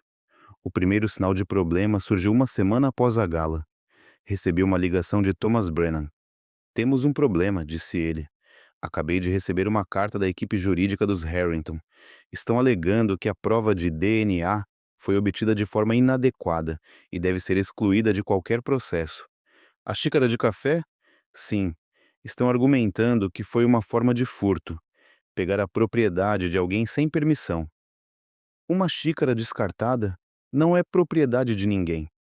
Foi o que eu disse, mas eles vão contestar tudo a cada passo, Marcos. Cada prova, cada documento, cada depoimento. Eu esperava por isso. O que fazemos? Nos preparamos, documentamos tudo. Construímos um caso tão sólido que não conseguirão desmantelá-lo. E se tentarem algo fora do sistema jurídico? Thomas ficou em silêncio por um momento. Lidaremos com isso também. O segundo sinal veio 3 dias depois. Ao sair do escritório por volta das 9 da noite, notei um carro estacionado do outro lado da rua. Um sedã preto, vidros fumê, motor ligado. Havia visto o mesmo carro naquela manhã e no dia anterior. Alguém estava me monitorando. Liguei para a Gloria Whitfield naquela noite. Estão me seguindo, eu disse. Não é surpreendente, ela disse. Os Harrington sempre foram paranoicos e agora têm bons motivos. O que devo fazer? Tenha cuidado, varie suas rotinas. Não vá de lugar nenhum sozinho, se puder evitar. E documente tudo. Fotos, horários, placas. Se forem descuidados, é suficiente para deixar rastros de vigilância. Podemos usá-los contra eles. Não quero viver assim. Então termine isso rapidamente. Force-os à mesa. Faça uma proposta que não possam recusar. Pensei que já tinha feito isso. Você lhes deu uma abertura, agora precisa dar um prazo. Passei as 2 semanas seguintes montando o meu caso. Thomas contratou um contador forense para rastrear o dinheiro. Cada transação, cada transferência, cada pagamento suspeito conectado a este ao fundo Harrington nas últimas 4 décadas. Os resultados eram condenatórios. Carlos e seus irmãos estavam desviando recursos há anos. Não apenas renda, mas o capital principal. Milhões desviados para contas privadas, compras de imóveis, despesas de luxo que nada tinham a ver com os propósitos declarados do fundo. Isso não é apenas fraude, disse o contador. É desvio sistemático. Se você quisesse apresentar acusações criminais, teria um caso forte. Vou guardar isso na manga, eu disse. Helena, enquanto isso, lidava com suas próprias complicações. Carlos me ligou, ela disse numa noite. Quer se encontrar comigo, só nós dois. O que você disse a ele? Que pensaria a respeito? Não se encontre com ele, não sozinha, nunca. O que quer que ele queira dizer, pode dizer diante de advogados com testemunhas. Ela assentiu lentamente. Sei que está magoado comigo, ela disse, por ter guardado tudo isso em segredo, por não ter te contado antes. Não estou com raiva, estou magoado. Há uma diferença. Eu estava tentando te proteger. Eu sei, mas passei 38 anos sem saber quem eu era. Cada dia daquilo foi uma espécie de prisão. E você tinha a chave e não a usou. Ela ficou em silêncio por um longo momento. Sinto muito, disse finalmente. Não sei como consertar isso. Nem eu disse. Mas acho que teremos que descobrir juntos. O prazo que dei aos Harrington era 15 de dezembro, 2 semanas a partir do dia em que enviei a carta. Ou eles concordavam em transferir o fundo e reconhecer minha identidade até aquela data, ou eu tornaria tudo público. Não tive resposta por 3 dias. No quarto, recebi um telefonema de um número que não reconheci. Senhor Cole, uma voz feminina, profissional e concisa. Por favor, aguarde por Carlos Harrington. Um momento depois, Carlos atendeu. O dia 15 de dezembro é inaceitável, disse. Precisamos de mais tempo. Por quê? As complexidades jurídicas são significativas. A transferência de um fundo desse porte exige extensa documentação, registros regulatórios, considerações fiscais. Então comecem agora. Já começamos, mas 2 semanas não são suficientes. O que você consideraria suficiente? 3 meses no mínimo. Eu ri. Vocês tiveram 38 anos. 2 semanas deveriam ser mais do que suficientes. Seja razoável. Estou sendo razoável. 15 de dezembro é o prazo final. Se perderem, eu vou à imprensa. Desliguei. A falsa vitória veio em 10 de dezembro. Recebi um pacote no escritório. Sem remetente identificado. Só meu nome escrito à mão na frente. Dentro havia uma única folha de papel. Uma certidão de nascimento. Bebê do sexo masculino Vance. 14 de setembro de 1986. Mãe: Margaret Harrington Vance. Pai: Ricardo Vance. Status: nascimento com vida. O documento parecia oficial, autenticado, carimbado com selos estaduais. Por um momento, pensei que fosse real. Que eles realmente tivessem produzido a certidão original, aquela que provava que eu estava vivo, que nunca havia nascido morto. Então li a nota anexa. Este documento foi registrado no estado de São Paulo esta manhã. Ele corrige a certidão de óbito equivocada emitida em 1986. A família Harrington reconhece Marcus Cole como filho biológico de Ricardo e Margaret Vance e o acolhe na família. Assinado Carlos Harrington em nome da Fundação Harrington. Parecia uma vitória, mas algo estava errado. Liguei para Thomas imediatamente. Verifique este documento. Certifique-se de que é legítimo. Você acha que é falso? Acho que eles cederam facilmente demais. Depois de toda aquela resistência, de repente se rendem. Não faz sentido. Vou investigar. A segunda surpresa veio no dia seguinte. Margaret Vance me ligou pessoalmente. Queria pedir desculpas, disse ela, por tudo.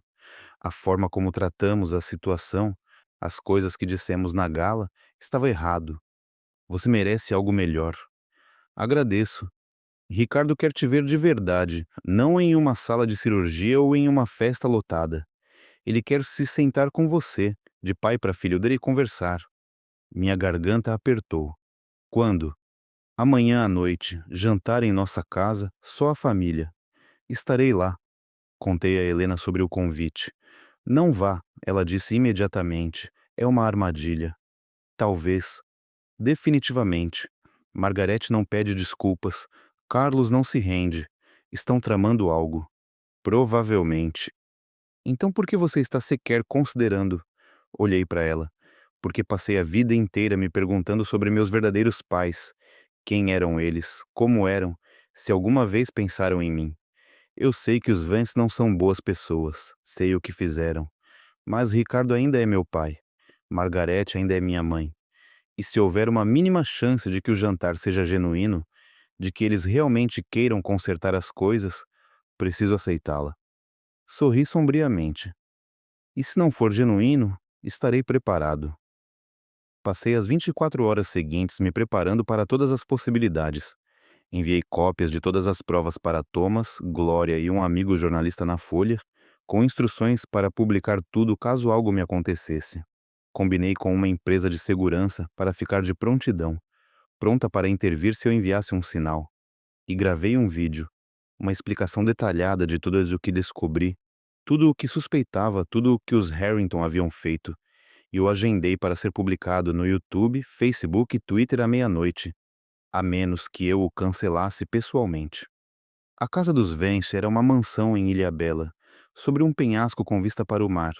Subi a longa entrada exatamente às 19 horas, estacionei atrás de uma fila de carros de luxo e caminhei até a porta da frente. Margarete me cumprimentou pessoalmente. Obrigada por vir, disse. Ela parecia diferente naquela noite, mais suave, menos blindada. Ricardo está no escritório, vou te levar até ele. A casa era exatamente o que eu esperava. Dinheiro antigo, móveis antigos, pinturas antigas. Mas havia algo triste nela também. Como um museu, em vez de um lar. Margarete me conduziu por um longo corredor, até um conjunto de portas de madeira entalhada. Vou dar privacidade a vocês dois, disse. O jantar estará pronto em 1 hora. Ricardo Vance estava parado perto da janela, olhando para o mar. Se virou quando me ouviu entrar. Marcos, disse. Obrigado por vir. Obrigado pelo convite. Ele indicou uma cadeira perto da lareira. Por favor. Sentei-me. Ele permaneceu de pé, mãos cruzadas atrás das costas, expressão ilegível. Passei muito tempo pensando no que dizer a você, disse. Como explicar? Como pedir desculpas? Você não precisa se desculpar. Sim, preciso. Ele se virou para me encarar completamente. 38 anos atrás, deixei o medo guiar minhas decisões. Deixei outras pessoas me convencerem de que o silêncio era a escolha certa, que você estaria melhor sem saber. Você estava errado.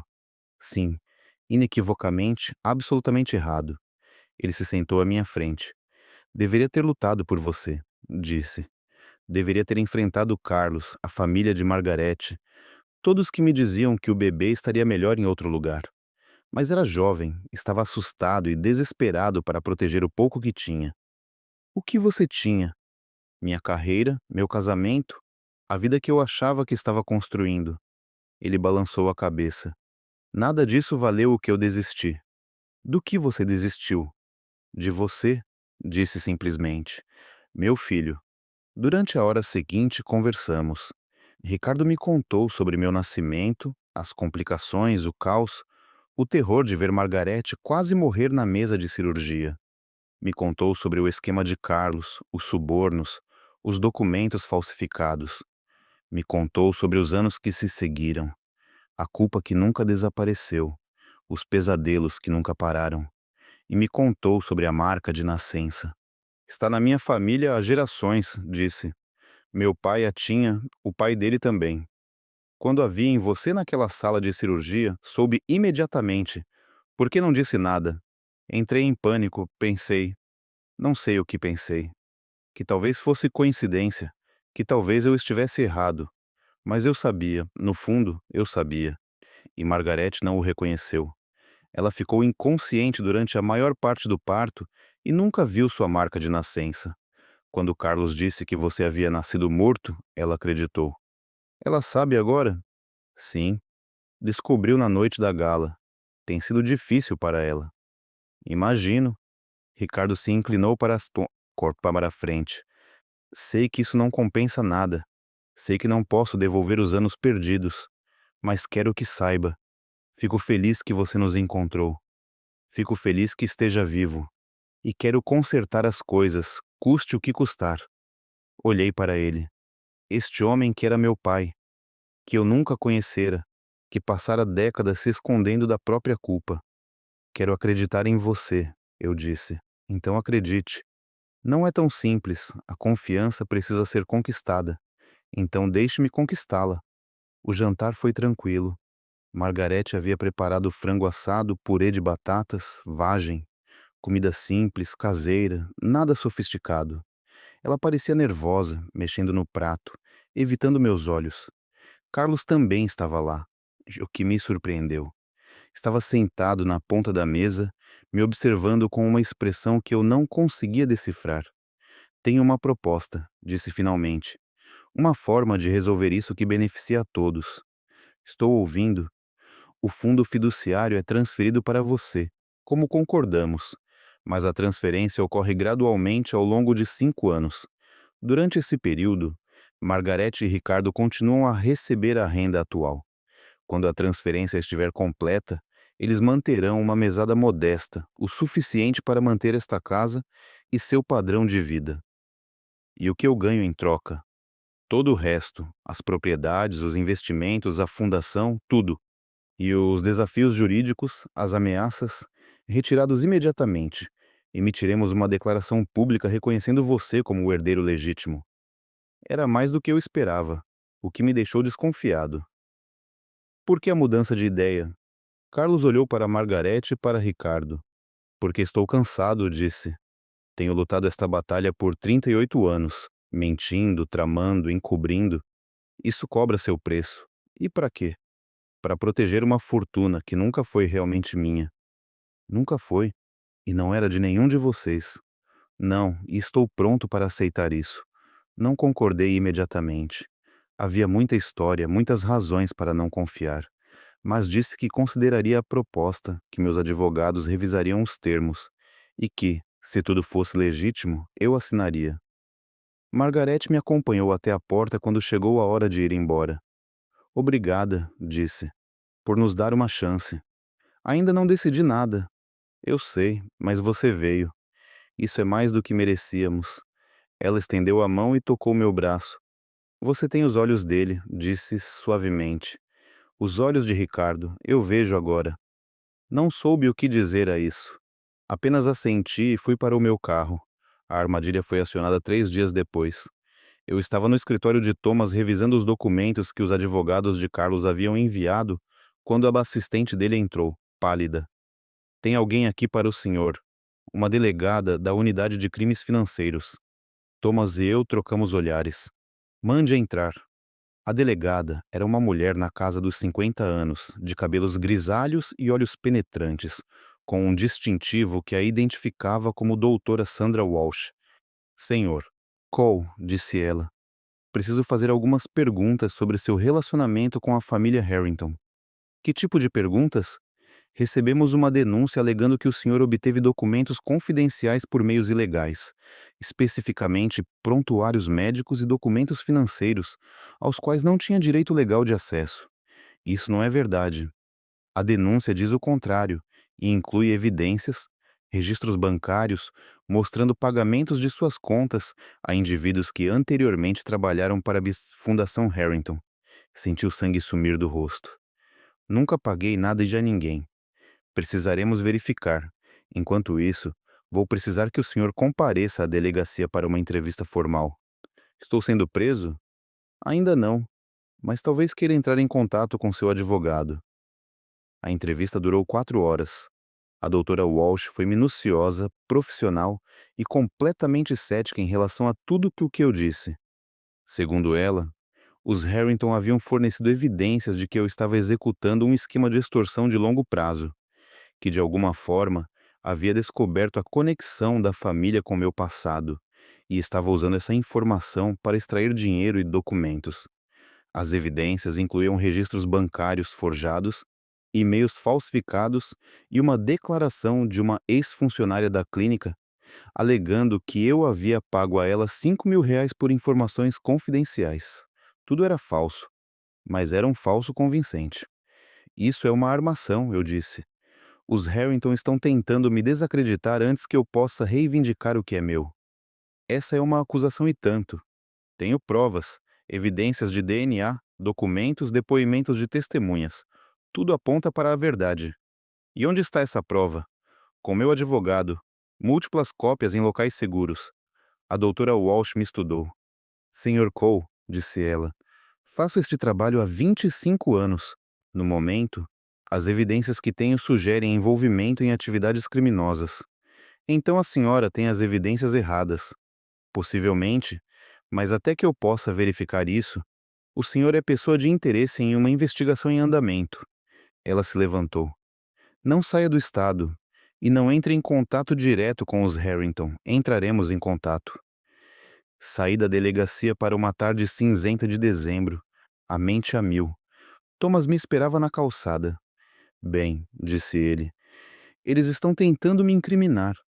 Os Harrington apresentaram acusações falsas para me desacreditar. Eu imaginei, o momento foi conveniente demais. O que fazemos? Lutamos, apresentamos nossas evidências, provamos que as acusações são fabricadas. E se não pudermos? Thomas me olhou.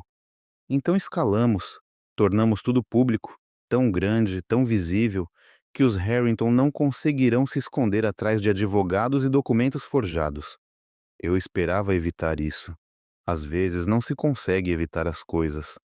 Às vezes é preciso destruir tudo para construir algo novo. Naquela noite, tomei uma decisão. Eu havia terminado de jogar na defensiva. Era hora de assumir o controle. O plano se materializou nas 48 horas seguintes. Thomas pediu favores, contatou jornalistas, organizou entrevistas. Gloria Whitfield forneceu contexto histórico e documentação que respaldava cada afirmação que eu fazia. A doutora Okafor preparou um relatório detalhado sobre as evidências de DNA, com metodologia científica e documentação da cadeia de custódia que provava que nada havia sido adulterado. Helena, por sua vez, vasculhou seus arquivos e encontrou algo que havia esquecido que tinha. Uma gravação em vídeo de uma reunião na Fundação Harrington anos atrás, onde Carlos havia mencionado casualmente a situação de Vance e rido de como havia sido fácil de gerenciar. Não era uma confissão, mas estava perto. A revelação pública aconteceu em 15 de dezembro, o mesmo dia que eu havia estabelecido como prazo final. Realizamos uma coletiva de imprensa em um hotel no centro de São Paulo. Thomas, Glória, a doutora Okafor e um advogado da Folha de São Paulo, que havia concordado em representar o interesse do jornal na história, estavam todos presentes. Repórteres de todos os principais veículos de comunicação do país estavam lá. Câmeras de televisão, microfones, uma multidão de rostos esperando para ouvir o que eu tinha a dizer. Fui ao púlpito e contei tudo. A clínica, a certidão de nascimento falsificada, a herança roubada, as décadas de mentiras e encobrimentos. Apresentei as evidências de DNA, os documentos, as declarações de testemunhas. E então reproduzi o vídeo. Na tela, Carlos Harrington, mais jovem e mais arrogante, falava para uma sala cheia de membros do conselho da fundação. A situação de Vance foi resolvida. O bebê se foi, os registros estão limpos e o fundo está seguro para outra geração.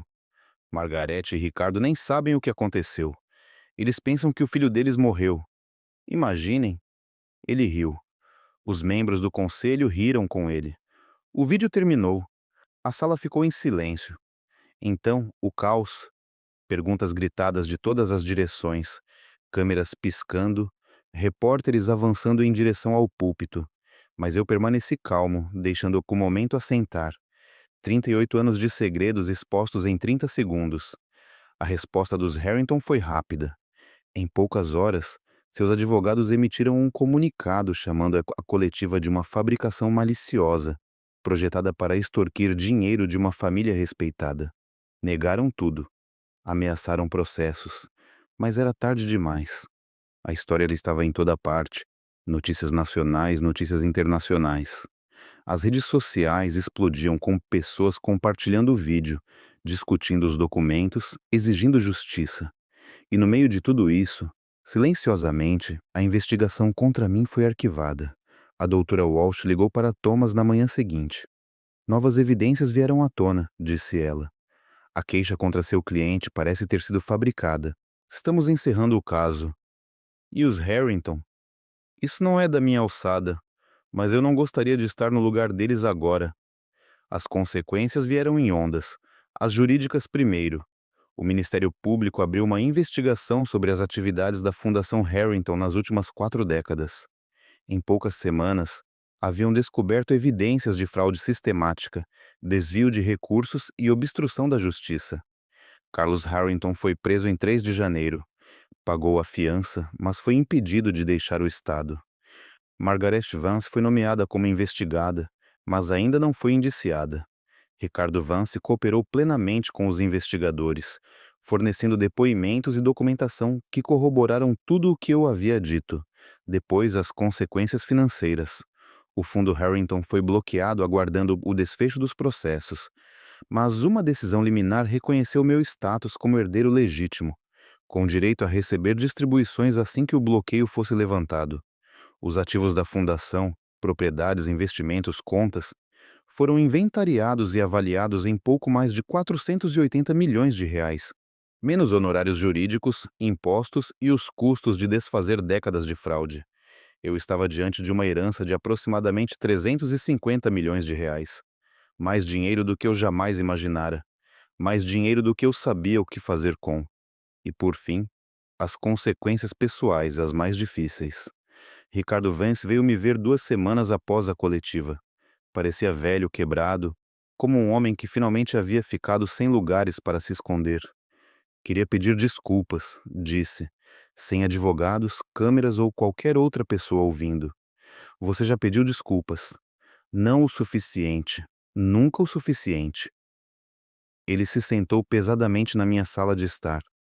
Desisti do meu filho, disse. Deixei que ele fosse levado e criado por estranhos. Me disse que era para o melhor, que ele seria mais feliz sem saber. Mas eu estava mentindo para mim mesmo. Fui um covarde. Sim, eu disse, foi. Não espero perdão, não mereço. Mas queria que soubesse que me arrependi dessa decisão todos os dias da minha vida. Todos os dias. Olhei para ele. Aquele homem que compartilhava meu sangue, minha marca de nascença, meu rosto. Acredito em você, eu disse. Isso muda alguma coisa? Não sei, talvez um dia. Ele assentiu lentamente. É mais do que eu esperava, disse. Helena se mudou em fevereiro. Não porque eu pedi, mas porque disse que precisava de espaço para descobrir quem ela era, separada dos segredos que vinha carregando. Eu te amo, disse no dia em que partiu. Sempre amei, mas não sei se isso é suficiente para consertar o que está quebrado entre nós. O que está quebrado? A confiança, a honestidade, o alicerce sobre o qual todo o resto deveria ser construído. Não discuti. Ela estava certa. Entramos com o pedido de divórcio em março. Amigável, sem brigas, sem acusações. Apenas 2 pessoas vivendo nos escombros das mentiras de outros. finalmente admitindo que não conseguiam encontrar uma saída juntos. Margaret Vance nunca pediu desculpas diretamente, mas me escreveu uma carta de 3 páginas explicando sua perspectiva. Falou sobre a gravidez, o terror que sentiu, a forma como acreditou em Carlos quando disse que o bebê havia morrido. Eu te lamentei, ela escreveu. Por anos te lamentei. Acendi velas no seu aniversário. Visitei um túmulo que agora sei que estava vazio. Carreguei a dor de perder um filho que nunca realmente perdi. Isso não desculpa o que aconteceu, ela continuou. Mas quero que você entenda. Eu não sabia. Não até Carlos me contar anos depois. Até então, era tarde demais. Muito tempo havia passado. Muitas mentiras haviam sido contadas. Convenci-me de que era melhor deixar as coisas como estavam. Eu estava errada. Sinto muito. Li a carta 3 vezes. Depois a guardei em uma gaveta e não a olhei novamente. O acordo foi finalizado em junho. O fundo Harrington foi transferido para o meu controle. A fundação foi reestruturada sob nova liderança. Carlos Harrington declarou-se culpado de múltiplas acusações de fraude e desvio de recursos. Foi sentenciado a 8 anos de prisão federal. Margaret Vance evitou acusações criminais, mas concordou em entregar sua parte dos bens da família. Se mudou para uma casa menor em Florianópolis e, até onde sei, vive tranquilamente desde então. Ricardo Vance continuou clínico por mais um ano antes de se aposentar. Nos vemos ocasionalmente. Almoços constrangidos, conversas forçadas. 2 pessoas tentando construir um relacionamento que deveria ter começado há 38 anos. Não é muito, mas é alguma coisa. Comprei uma casa nova, não uma mansão. Não consigo me imaginar morando em algo como a propriedade de Ilhabela, mas um lugar agradável no Itaim Bibi, perto de onde eu morava quando era jovem. Lutava e construía minha vida do nada. Mantive a Coal Solutions funcionando, embora tenha reduzido minha participação, contratado boas pessoas e deixado que cuidassem do dia a dia.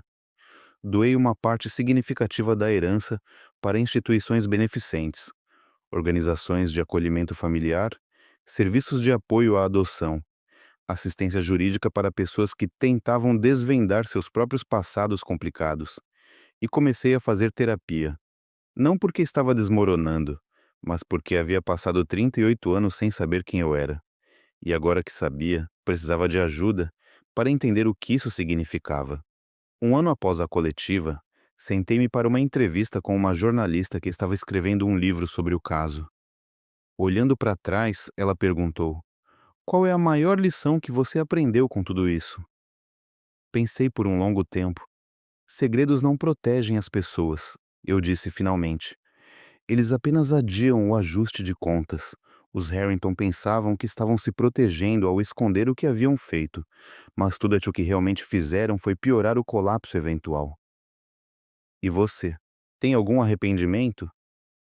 Arrependo-me do tempo perdido, dos anos que poderia ter passado conhecendo meus verdadeiros pais, construindo relacionamentos reais. Arrependo-me da confiança que depositei em pessoas que estavam mentindo para mim. Mais alguma coisa? Não. Tudo o que fiz para encontrar a verdade, faria novamente, sem hesitação. A última vez que vi Helena foi em uma cafeteria perto do nosso antigo bairro. Ela parecia bem, mais saudável, como alguém que finalmente havia largado um peso que carregava há muito tempo. Tenho pensado em nós, ela disse, em como nos conhecemos, como nos apaixonamos, se algo disso foi real. Foi, eu disse. Acho que realmente me apaixonei por você naquela noite em Curitiba. Só que não conseguia separar esse amor de tudo o que eu sabia e não podia te contar. E agora? Agora estou tentando descobrir quem sou sem todos esses segredos. Não é fácil. Não, não é. Ficamos em silêncio por um tempo, bebendo o café, observando as pessoas passarem. Espero que você encontre o que procura, eu disse por fim. Você também. Ela estendeu a mão sobre a mesa e apertou a minha, e então foi embora. Aqui está o que sei agora, depois de tudo. Identidade não é algo com que você nasce, é algo que você constrói. Passei 38 anos como Marcus Cole, criança em família adotiva, consultor de tecnologia, marido. Isso era real. Isso era quem eu era. Descobrir que eu também era filho de Ricardo e Margaret Vance, o herdeiro da fortuna Harrington, não apagou quem eu havia sido. Apenas acrescentou a isso. Eu ainda era a pessoa que cresceu sem nada e construiu algo. Eu ainda era a pessoa que valorizava honestidade, trabalho duro, persistência. Era apenas também a pessoa que descobriu um segredo escondido por quase 4 décadas e teve coragem de trazê-lo à luz. Se você está lendo isso, se você carrega seus próprios segredos sobre quem você é ou de onde veio, quero que saiba algo. A verdade vale a pena ser encontrada. Pode ser dolorosa, pode mudar tudo o que você pensava saber, mas é melhor do que viver na escuridão. O cirurgião parou quando viu minha marca de nascença. Ele sussurrou: "É você", e deixou cair o bisturi. Aquele momento impossível abriu uma porta que eu nunca soube que existia. Do outro lado estava minha verdadeira identidade, minha verdadeira família, minha verdadeira herança. E a verdade que esperava por mim durante toda a minha vida. Meu nome é Marcus Cole. Nasci Marcus Vance. Mas escolhi manter o nome que os Cole me deram. É quem eu sou. É quem eu sempre fui. E agora, finalmente, sei a verdade. Tenho 39 anos.